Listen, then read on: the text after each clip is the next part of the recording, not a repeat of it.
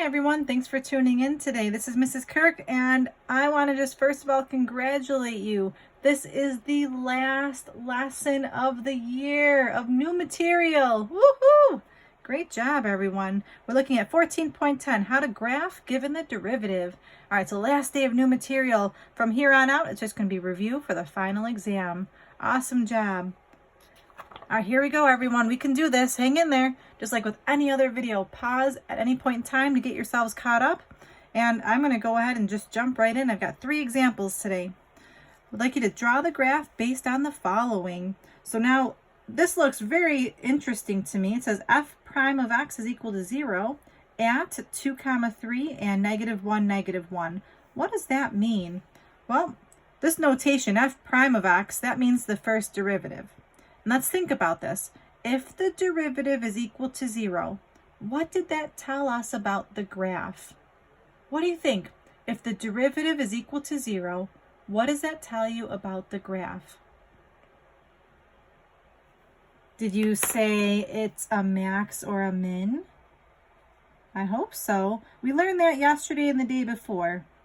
If the derivative is equal to 0, that's going to tell me that there's a max or a min because the tangent line is 0, has a slope of 0. Now it says it's 0 at these spots. So these are coordinates. Okay, so those are the coordinates of your max or your min. Now what does this mean? The derivative is greater than 0. That means the graph is increasing. And now it says on. This is an interval. So the graph is going to be increasing on this interval. What do you suppose this means? If it's less than 0, that's going to be telling me it's decreasing. And again, it's on, so this is going to be some intervals. Okay, so now our challenge today, this is a really cool thing. We're trying to graph this picture, just as a sketch, based on this information. So what I'm going to do, if you have graph paper, that's awesome. Use your graph paper. I'm just going to go ahead and make mine with some good tally marks. So I'm going to take my straight edge and make a set of axes. And on my axes, if you go 4 in each direction, that should be enough. 1, 2, 3, 4. 1, 2, 3, 4. 1, 2, 3, 4. And 1, 2, 3, 4. So I'm going to walk you through this first one, and then I'm going to challenge you to try the second one on your own. So I'm going to start with this. There's going to be a max or a min at the point 2, 3. So 2, 3. And then there's another max or min at the point -1, -1.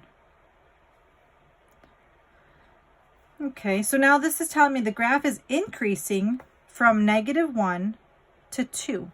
I'm going to use a pencil just in case I make a mistake. So from -1, here's -1 here, until 2, here's 2. The graph is increasing. So the graph has to be increasing. And I tried to do my concavity with it. Even though it doesn't tell me concavity, I'm pretty sure that the graph is going to eventually flip back over. So to the best of your abilities, try to, pay attention to your concavity too. Then it's going to be decreasing from -infinity to -1. Well, here's -1. Negative infinity is all this section over here. So the graph is going to be decreasing. So from left to right, it's decreasing until it gets to that point. See, it's decreasing, decreasing, decreasing, decreasing until you get to -1. Then it's increasing, increasing, increasing until you get to 2. And then it tells me here that it's going to be decreasing from 2 to infinity. So the graph is decreasing, decreasing, decreasing in this last section. So all this information told me it's going to be a cubic that looks something like this. Now, I used a pencil because just in case my concavity wasn't looking so good, or in case I, went and made it look like this wasn't a maximum, I could just erase it and fix it. But I'm pretty happy with the way this graph turned out. All right, here's my question number 2. So I'm going to challenge you on this question number 2 after you have it written down to try to draw the graph on your own before you take a peek. So this one, the first derivative is equal to 0 at 3, -2, comma, 0, -4, comma, and -1, comma, 3. The first derivative is greater than 0 on -infinity to -1 and 0, comma, 3. The first derivative is decreasing on -1, comma, 0 and 3, comma, infinity. All right, boys and girls, here's your challenge. I challenge you to pause the video and take 2 minutes just to think about and try to graph this. So go ahead and pause that video for 2 minutes and try your best to sketch this graph. I'm going to keep on going. I hope you pause the video. Here we go. I'm going to make myself a set of axes here.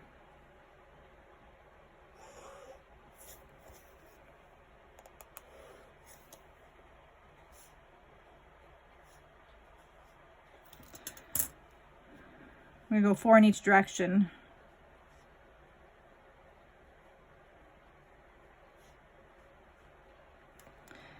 So at 0, I'm sorry, at 3, -2, 1, 2, 3, there's going to be a max or a min. At 0, -4, there'll be a max or a min. At -1, 3, there will be a max or a min. So I've got my 3 points started. It's increasing from -infinity to -1. So the graph has got to be increasing. So from left to right, my graph is increasing. It's also increasing from 0 to 3. From 0 to 3, the graph is increasing. See, my graph is increasing in this section, it's increasing in this section. And then from -1 to 0, it's decreasing. And then from 3 to infinity, it's decreasing. Okay, so I don't really like how far out this graph is going. I think that went out a little bit too far to the left. But as long as it looks like it's decreasing here. What do you guys think? Did you have a graph like this? Looks like a W or an M graph almost. All right, awesome job if you did get that one right. If not, please pause the video and make some corrections for yourselves. Here's my last question for us. Here's my question number 3. This time I'm going to give you a chart format. So make yourself a table. And I'm going to make a column for x and a column for f prime of x. I'm going to slide this up. My last question. Let's say x from -infinity to -3, the derivative will be positive. At x equals -3, the derivative will be 0. From -3 to 4, the derivative will be negative. At x equals 4, the derivative will be 0. And from 4 to infinity, the derivative will be positive. So just one more time to interpret this. This is an interval, and the derivative will be positive. So think about what that means. If the derivative is positive on that interval, the graph is going to be increasing. If the derivative is 0, that's going to be a max or a min. If the derivative is negative, the graph will be decreasing. At 0, there'll be a max or a min again. And if it's positive, it'll be increasing. So this graph is going to be increasing, decreasing, increasing. The tricky part here is it does not give me a coordinate. It gives me an x value of -3 and an x value of 4. Those are not coordinates, but those are x values. So here's the challenge. Try your best to draw this graph so it's increasing until -3, decreasing until 4, and then increasing again at the end. It's actually quite tricky. So pause that video, see if you can draw that graph. Definitely use a pencil to make eraser marks. This is a very challenging question.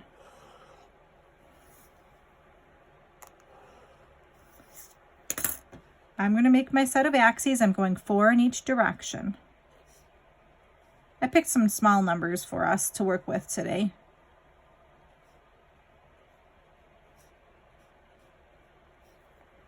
Okay, so again, pause the video, try this out.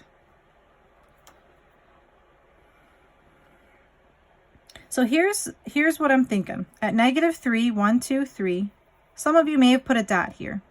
And at +4, some of you may have put a dot here and said, okay, the graph is going to increase until that point, and then it increases again at the end. But then you came up with a problem. You're like, well, now what do I do? Because I missed the whole part where it's decreasing. This graph does not decrease. So how do I fix that problem? Well, they only gave me X values. They didn't give me any Y values. So what that tells me is that I can put a Y value anywhere I want on my graph. So your graph, your final graph, might look a little different than mine in terms of the exact points. But what I'm going to do is I'm going to change one of these. I don't know, I'll just change this one. I'm going to change that one to be a little bit higher. It's still going to be at -3, but I just need to make it higher so that it can increase. See, it's increasing until I get to 3, and now I have space to show my graph decreasing. And then it increases again. So you could change either one of these points. You can change both of these points if you wanted to, just as long as it definitely is at -3 for X and +4 for X. And the graph looks like it's increasing, decreasing, increasing. Like I said, I mean, if I don't like this point here, I could put it at 4, -2. You know, if you want your graph to be more symmetric, go ahead and do that. I use pencil here for that reason. So it's decreasing and then increasing. So for this particular question, there's an infinite amount of correct answers, just as long as that you definitely have a point at X equals -3 and you have a point at X equals +4. The graph has to go up, down, and up. What do you guys think? Was that a cool little challenge at the end? I hope you enjoyed it. All right, boys and girls, thank you so much for staying tuned today for this short video. Your homework is to finish from the worksheet from yesterday, questions numbers 3, 4, and 9.